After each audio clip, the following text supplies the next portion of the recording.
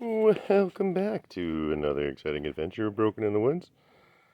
As I get this 1990 something Kubota L2500D four-wheel drive tractor back in operation. Didn't do much today besides clean up the carport, which is nice and clean.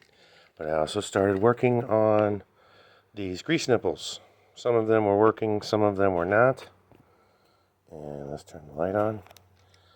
So you can see I've been working on flushing out the old grease and putting in new grease. And I'll start the tractor tomorrow and work that stuff in. I still have to find a couple. And make sure that grease is going in there. You can see it leaking around the sides. I need to cycle it so it's coming out both sides. This one was a beast to replace. And I still have to grease down there. And I have to figure out where the grease nipples are for that. I think I have to raise the bucket up. But I was able to get a good portion of them. This one was completely missing.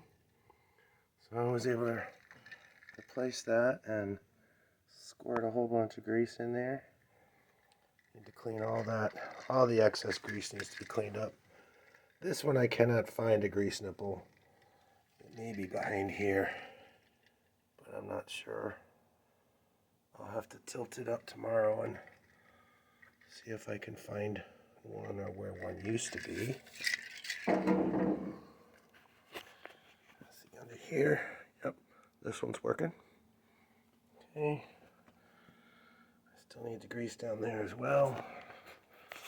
But then up here, you can see it's actually leaking out the sides, so I want to see that on both sides. So I'll keep working these and pumping them up. It's a really nasty one too. But hey, so that's what I worked on today. Besides cleaning the carport. And I did add a little bit of bling. I couldn't help myself. Because we're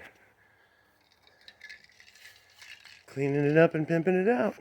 Making it a ride. Thanks for watching. Hope to see you in the next video. Love you later. Bye.